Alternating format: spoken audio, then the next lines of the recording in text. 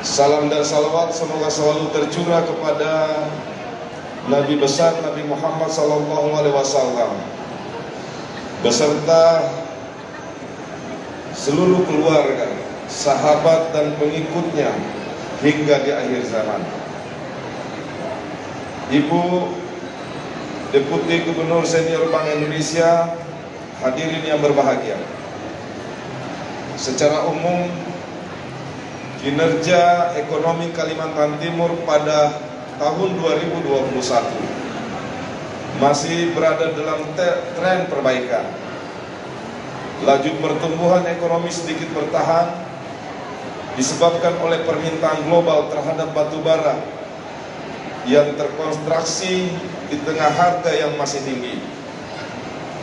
Lapangan usaha utama seperti pertambangan, konstruksi, dan perdagangan menjadi sumber utama perbaikan kinerja perekonomian Kalimantan Timur, khususnya kota Samarinda. Ke depan, perekonomian Samarinda diperkirakan kembali membaik seiring dengan semakin membaiknya aktivitas masyarakat, ditopang oleh keberlanjutan vaksinasi massal di tengah pemulihan permintaan global. Ibu Deputi, kami segenap pemerintah Kota Samarinda juga sangat bersyukur. Kota Samarinda sebagai ibu kota provinsi 2 tahun lebih berturut-turut kita dilanda COVID-19.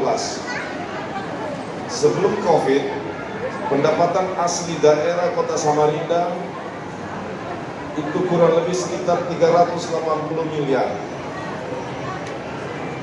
Di samping dampak negatif, dampak kesehatan akibat COVID-19, juga kita mendapatkan berkah karena justru di tengah-tengah COVID-19 selama 2 tahun berturut-turut, Kota Samarinda mendapat pencapaian terbaik dalam sepanjang sejarah Kota Samarinda, mampu membukukan pendapatan asli daerah nyaris menyentuh angka 600 miliar rupiah. Ini juga sekaligus pesan dan kabar baik bagi segenap masyarakat Kota Samarinda, khususnya Kalimantan Timur pada umumnya. Sebagai kota yang memiliki peran hub di antara kabupaten kota se-Kalimantan Timur, ada pesan dan indikator yang sangat kuat bahwa kegiatan perekonomian di Kota Samarinda dalam setahun terakhir ini, di hampir 2 tahun periode perjalanan ini, sangat menggembirakan. Aktivitas ekonomi berjalan dengan sangat baik, walaupun memang tantangan dan hambatan tak dapat kita pungkiri. Penerapan protokol kesehatan masyarakat PPKM membuat tidak kita harus mengeluh, protes, tetapi justru dengan adanya pengetatan PPKM, seharusnya pemerintah dan seluruh stakeholder pembangunan ekonomi mampu menciptakan inovasi yang kreatif bagi pemerintah kota agar keadaan dan kegiatan ekonomi masyarakat tetap berjalan. Ibu Deputi Gubernur Bank Indonesia, kami pemerintah kota, Pak Kapolresta, Pak Ketua DPRD, Pak Kajari, unsur Forkopimda, Pak Dandi, dan seluruhnya, kami mengistilahkan di era PPKM kami mengatur sistem gas dan rem. Ketika lonjakan situasi pandemi COVID mengalami kenaikan secara statistik, kami lakukan pengetatan dengan pelan-pelan menerapkan menginjak sedikit gas, tapi rem, tapi nggak full, Ibu Deputi. Karena memang kita serba dilematis antara mempertahankan kegiatan ekonomi masyarakat dan mengendalikan penyebaran COVID-19 di masyarakat. Rupanya strategi ini cukup berhasil.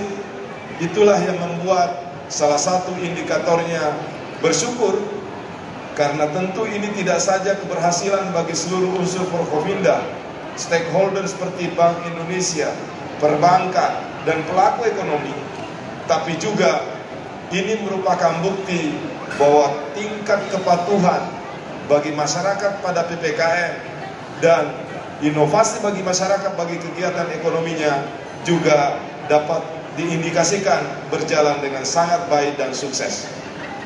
Tidak banyak daerah seperti pencapaian Kota Samarinda yang bisa berinovasi di tengah-tengah pandemi COVID-19.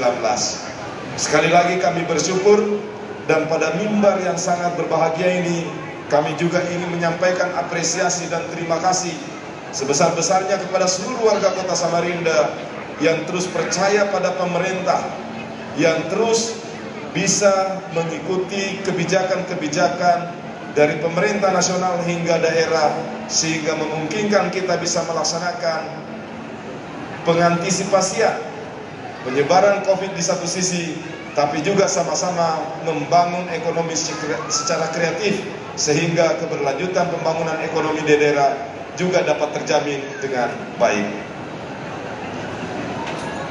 Bapak Ibu hadirin yang berbahagia, pasar tradisional dan pusat perbelanjaan memiliki potensi yang cukup tinggi dalam percepatan pertumbuhan ekonomi dan keuangan digital daerah. Sesuai tuntutan zaman, perubahan selalu terjadi di tengah transformasi digital dan ekonomi. Oleh karena itu kita harus menyesuaikan diri, kita harus beradaptasi. Salah satunya seperti pelaksanaan siap KRIS, sehat, inovasi, dan aman pakai KRIS. Desember lalu di Pasar Merdeka, salah satu pasar di Kota Samarinda, juga telah diimplementasikan program yang sama untuk 111 pedagang. Dari total 179 pedagang, hari ini Pasar Lok Bahu, Pasar Palaran, dan Big Mall juga harus berupaya mensukseskan implementasi KRIS secara efektif. Saya optimis jika program ini berjalan sesuai dengan yang direncanakan, maka percepatan implementasi standar nasional Indonesia bagi pasar tradisional pasti mampu mendukung inklusi ekonomi dan keuangan di Kota Samarinda. Kontribusi inklusi keuangan digital menjadi salah satu pokok agenda penting pertemuan G20, sehingga Samarinda suka tidak suka, siap tidak siap, wajib untuk siap mendukung agenda tersebut. Hal ini lebih-lebih lagi dilatari juga semuanya dihikmatkan untuk kepentingan besar bagi sebesar-besarnya bagi rakyat Kalimantan Timur, Kota Samarinda khususnya. Akhirnya juga kami berharap peluncuran KRIS tidak berhenti sampai di sini, melainkan akan terus dilanjutkan secara luas. Dan mari kita turut ikut mengkampanyekan dan membiasakan diri menggunakan program penggunaan transaksi non-tunai ini. Tidak hanya dalam aktivitas pembelanjaan, namun juga akan merambah pada sistem lain seperti pembiayaan parkir, pembayaran tagihan, dan lain-lain. Ibu Deputi, kami sampaikan bahwa insya Allah bulan ini, 2 bulan lalu kita telah mendeklarasikan, melonsing program pembayaran KIR bagi kendaraan, dan seluruh jenis pembayaran sistem kendaraan di Kota Samarinda sudah dilakukan secara non-tunai. Manfaat paling dekat di masyarakat biasanya sistem percaloan, pembayaran tinggi, high cost bagi masyarakat yang seharusnya mereka tidak harus bayarkan, dapat kita tekan, dapat kita hilangkan akibat kita sukses melonsing penggunaan aplikasi pembayaran non-tunai, salah satunya melalui kanal Siap KRIS ini. Saya baru saja insya Allah tanggal 11-12 ini saya akan menandatangani perwali baru tentang pemberlakuan sistem parkir di seluruh Kota Samarinda dengan non-tunai. Masyarakat sering harus berhadapan, masyarakat sering harus kecewa, bahkan mungkin tidak sedikit yang marah akibat perlakuan jukir yang terkesan memaksa. Belum lagi ditambah biaya besar di luar ketentuan peraturan daerah, perwali. Di samping itu tingkat kebocoran yang masuk ke kas daerah juga tinggi akibat pembayaran yang tidak memakai sistem yang terkendali, tidak memakai sistem yang baik. Bahkan dalam perda yang kita rencanakan revisi ini, Ibu Deputi, kita menyiapkan salah satu klausa di dalam perda tersebut, sanksi, penerapan sanksi pidana terhadap juru parkir liar yang sengaja memberatkan masyarakat. Kami akan bekerjasama dengan kepolisian dan kejaksaan dalam rangka penerapan dan penegakan hukum bagi siapa saja dalam pelayanan dan pelaksanaan parkir yang secara nyata terbukti secara hak, secara berdasar dan hukum, mereka melakukan pemberatan kepada masyarakat. Sekali lagi, ini semua bukti konkret, ini semua upaya yang terus-menerus kita lakukan. Di satu sisi kita melakukan perbaikan, di sisi lain kita terus-menerus melaksanakan komitmen keberpihakan kepada masyarakat Kota Samarinda. Di samping kita ingin tunjukkan kepada masyarakat di Indonesia bahwa Samarinda bisa berubah, Samarinda bisa maju, memiliki daya saing tinggi bersama dengan kota-kota lain di Indonesia.